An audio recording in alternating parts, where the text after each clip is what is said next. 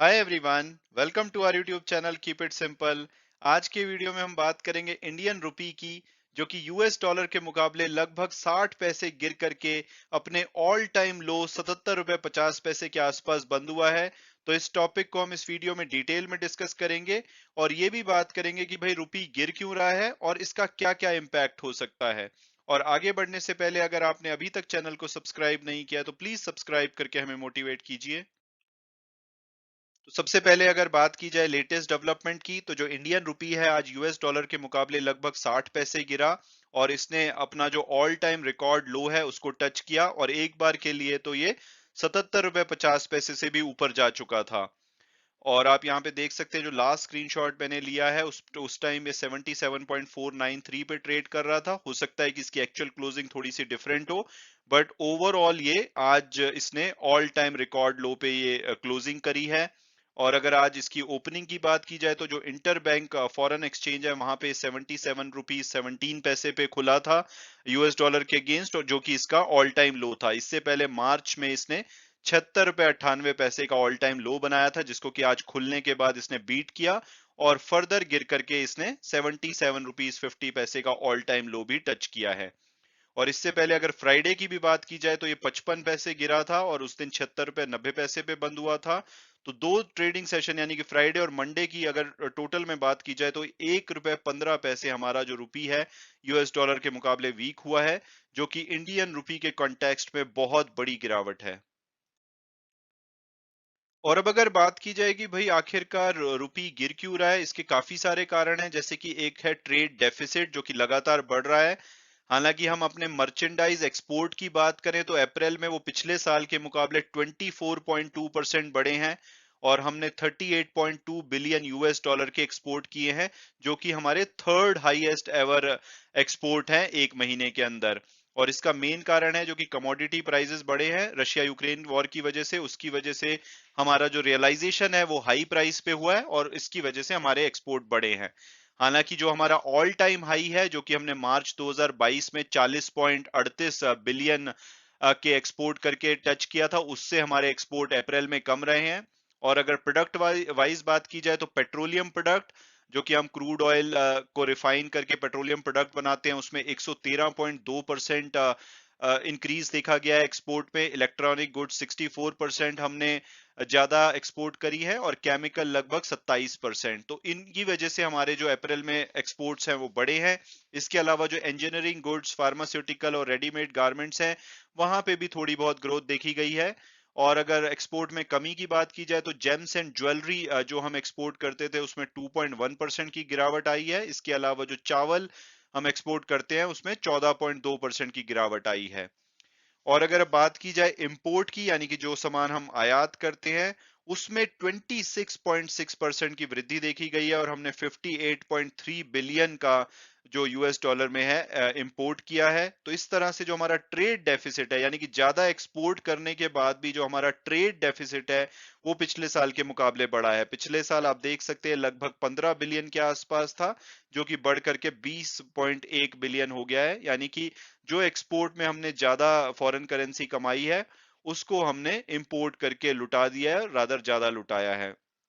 और अगर इंपोर्ट की बात की जाए तो गोल्ड जो कि हमारा सेकंड मोस्ट इंपोर्टेड आइटम है उसमें 73% की कमी आई है। सिर्फ हमने 1.7 बिलियन यूएस डॉलर का गोल्ड इंपोर्ट किया है अप्रैल में, लेकिन उसके बाद भी हमारा जो इंपोर्ट है ओवरऑल बढ़ा है और उसका रीजन है कोल।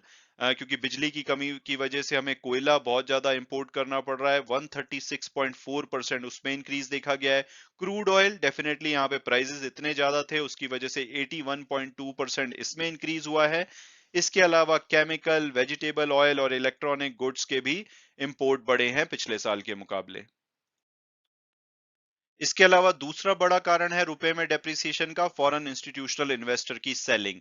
फॉरेन इंस्टीट्यूशनल इन्वेस्टर अक्टूबर 2021 के बाद लगातार बेच रहे हैं और इन्होंने पिछले 7 महीनों में यानी कि अक्टूबर 2021 से अप्रैल 2022 तक 2,72,000 करोड़ के जो शेयर्स हैं इंडियन डोमेस्टिक मार्केट में उसको बेचा है।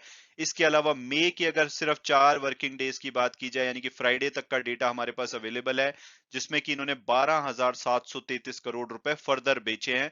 तो मई भी बहुत ही ज्यादा ब्रूटल रह सकता है, इसमें भी एक बार के लिए हो सकता है कि इनकी सेलिंग हाईएस्ट लेवल पे रहे।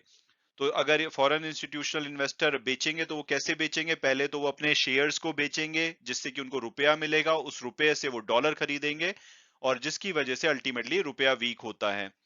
और जिस तरह से क्रूड के प्राइसेस बढ़ रहे हैं, डोमेस्टिक इन्फ्लेशन बढ़ रहा है और आरबीआई की जो अपर बैंड है 6%, उससे ज्यादा इन्फ्लेशन चल रहा है। 6.95% था मार्च में और उम्मीद की जा रही है कि अप्रैल का इन्फ्लेशन तो 7% से भी ऊपर होगा। और उसकी वजह से जो एफआईआई है वो डोमेस्टिक सिक्योरिटीज में उनका विश्वास थोड़ा कम हो रहा है और वो आने वाले टाइम में भी अपनी सेलिंग कंटिन्यू रख सकते हैं। इसके अलावा जो यूएस फेडरल रिजर्व ने वहां पे रेट बढ़ाए हैं यूएस में, उसकी वजह से काफी सारे जो फॉरेन इंस्टीट्यूशनल इन्वेस्टर हैं वो चाहते हैं कि इंडियन इक्विटी से या कोई भी जो इमर्जिंग मार्केट है वहां से पैसा निकाल करके यूएस में सेफ जो इनके डेट इंस्ट्रूमेंट होते हैं वहां पे पैसा अभी रखा जाए जब तक कि ग्लोबल अनसर्टेनिटी दूर नहीं हो जाती। तो जैसे जैसे यूएस में रेट्स अगर और भी बढ़ते हैं तो फर्दर एफआईआई सेलिंग का प्रेशर देखा जा सकता है।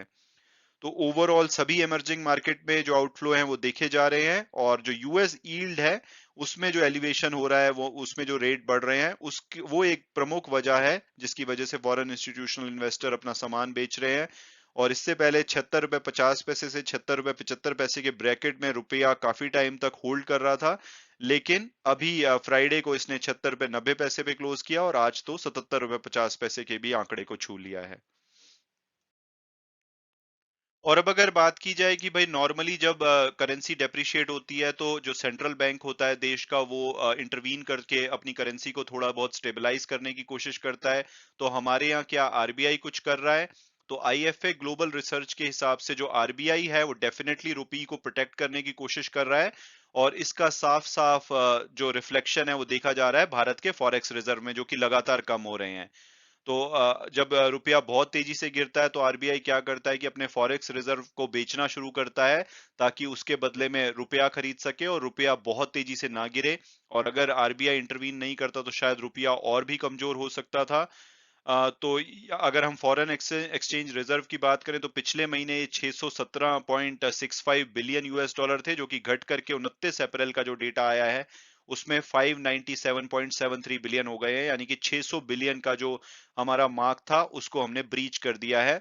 और अगर आप दुनिया भर के अगर देशों की बात करेंगे कि सबसे ज्यादा फॉरेन एक्सचेंज रिजर्व किसके पास है, तो चाइना के पास सबसे ज्यादा रिजर्व है 3.3 ट्रिलियन।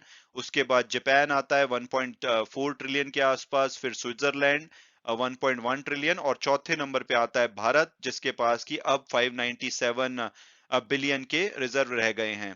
और सितंबर 2021 में हमने अपना जो ऑल टाइम हाई था फॉरेन रिजर्व का 642 बिलियन, उस आंकड़े को भी क्रॉस किया था। तो लगातार आठवां ऐसा वीक है जिसमें कि हमारे जो फॉरेक्स रिजर्व है उसमें कमी देखी जा रही है। तो साफ साफ है कि आरबीआई डेफिनेटली कोशिश कर रहा है कि किसी तरह से रुपी को फर्दर गिरने से बचाया जाए। और अगर हम ये जानना चाहें कि भाई फॉरेन एक्सचेंज रिजर्व में क्या क्या इंक्लूड होता है, तो इसमें प्राइमरली चार चीजें इंक्लूड होती हैं। एक तो फॉरेन करेंसी जो कि सबसे ज्यादा होती है, तो 597 जो बिलियन है उसमें से 533 बिलियन के आसपास फॉरेन करेंसी है, जैसे कि यूएस डॉलर हो गई और जो दूसरे अन्य देशों की करेंसी होती है वो इसमें इंक्लूडेड है। इसके अलावा गोल्ड हमारे पास 41.6 बिलियन के रिजर्व में पड़ा है। और इसके अलावा हमारे पास आईएमएफ जो इंटरनेशनल मॉनेटरी फंड है उसके साथ स्पेशल ड्राइंग राइट्स होते हैं, वो एक करेंसी बकेट को मैनेज करते हैं जिसमें से कि हम अपना शेयर ड्रॉ कर सकते हैं, तो वो लगभग 18.299 बिलियन है। और रिवर्स ट्रांच पोजीशन ये भी आईएमएफ के साथ होती है, यानी कि जितनी हमारी करेंसी उनके पास पड़ी है वर्सेस जितने हमारे राइट्स हैं उसका जो गैप होता है उसको रिवर्स ट्रांच पोजीशन बोला जाता है, जो कि लगभग 5.001 बिलियन है। तो ये सब मिला करके आज की डेट में 597 बिलियन यूएस डॉलर के रिजर्व हमारे पास पड़े हैं। और अब अगर बात की जाए कि भाई रुपी डेप्रिसिएशन का ओवरऑल हमारे ऊपर इम्पैक्ट क्या पड़ सकता है, तो सबसे पहले अगर देश में गोल्ड प्राइसेस की बात की जाए तो वो काफी बढ़ सकते हैं, क्योंकि जो गोल्ड प्राइसेस और इंडियन रुपी वर्सेस डॉलर का जो रिलेशन है वो इनवर्सली प्रोपोर्शनल है। यानी कि अगर इंडियन रुपी स्ट्रांग होता है तो जो गोल्ड के प्राइसेस हैं वो घटते हैं, और इंडियन रुपी वीक होता है तो गोल्ड प्राइसेस बढ़ते हैं। हालांकि आज की डेट में आप देखेंगे कि इंडियन रुपी वीक हो रहा है और साथ साथ में गोल्ड के प्राइसेस भी कम हो रहे हैं। उसका रीजन है कि इन्फ्लेशन है, जियोपॉलिटिकल टेंशन है, ग्लोबल इकोनॉमिक अनसर्टेनिटी है, जिसकी वजह से गोल्ड के प्राइसेस में भी दबाव देखा जा रहा है। लेकिन आने वाले चीजों में अगर और चीजें नॉर्मल हो जाती हैं तो रुपी फिर भी फर्दर वीक होता रहता है, तो जो डोमेस्टिक गोल्ड प्राइसेस हैं उस पे इम्पैक्ट पड़ेगा। इसके अलावा जो हमारे देश के एक्सपोर्टर हैं, जब वो एक्सपोर्ट करेंगे उसके बदले में उनको डॉलर मिलेगा और डॉलर के बदले में ज्यादा रुपी मिलेगा, तो उनके लिए अच्छी न्यूज है। डोमेस्टिक टूरिज्म सेक्टर के लिए अच्छी न्यूज है। अगर कोई फॉरेन टूरिस्ट आते हैं, वो डॉलर में खर्चा करते हैं, फॉरेन करेंसी में खर्चा करते हैं, तो उसके बदले में उनको ज्यादा रुपी मिलेगा, तो उनके लिए अच्छी खबर है। हालांकि एट द सेम टाइम जो इंपोर्टर्स हैं, यानी कि बाहर के सामान को आयात करते हैं, उनके लिए बुरी खबर है। उनको जब अब डॉलर में उनको पेमेंट करनी होगी, तो डॉलर के बदले में जब रुपी के बदले में जब डॉलर उनको खरीदना होगा, तो उनको ज्यादा रुपया देने पड़ेंगे। वहीं जो कॉर्पोरेट हैं या कुछ हाउस होल्ड है, उन्होंने अगर अनहेज्ड डॉलर लोन्स ले रखे हैं, उनको इंटरेस्ट ज्यादा देना पड़ेगा, या फर्दर उसकी अगर वो पेमेंट करते हैं तो उसके लिए भी उनको ज्यादा पैसा देना पड़ेगा। हालांकि एनआरआई के लिए अच्छी खबर है, वो जो भी पैसा रेमिट करते हैं इंडिया में, उसके बदले में उनको ज्यादा रुपए मिलेंगे, उनकी फैमिली के लिए अच्छी न्यूज है। और ओवरऑल अगर साइकिल की बात की जाए, तो जो रुपी है वो रिकॉर्ड लो पे पहुंच गया है। उसकी वजह से जब हमें क्रूड ऑयल खरीदना पड़ेगा, इंपोर्ट करना पड़ेगा, उसकी पेमेंट करनी पड़ेगी, तो उसके बदले में जब डॉलर खरीदना पड़ेगा उसकी पेमेंट करने के लिए, तो हमें उसके लिए ज्यादा रुपी देना पड़ेगा। इससे क्या है कि फ्यूल प्राइसेस और ऊपर जाएंगे। एक तो क्रूड ऑयल के प्राइसेस बढ़ रहे हैं, ऊपर से रुपी वीक होने से फर्दर फ्यूल के जो इम्पैक्ट है हमारे को बहुत ज्यादा पड़ेगा। और इसका कास्केडिंग इम्पैक्ट पड़ेगा कि ट्रांसपोर्टेशन कॉस्ट महंगी होगी, ट्रांसपोर्टेशन कॉस्ट महंगी होगी तो इन्फ्लेशन फर्दर बढ़ेगा।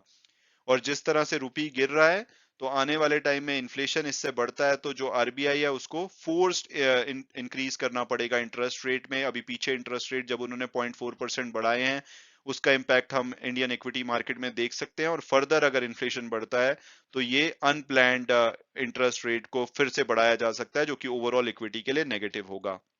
तो क्या यहाँ से हम डॉलर का जो पीक है उसको टच कर चुके हैं, यानी कि यहाँ से अब बेटर होना चाहिए, रुपी अप्रिशिएट करना चाहिए?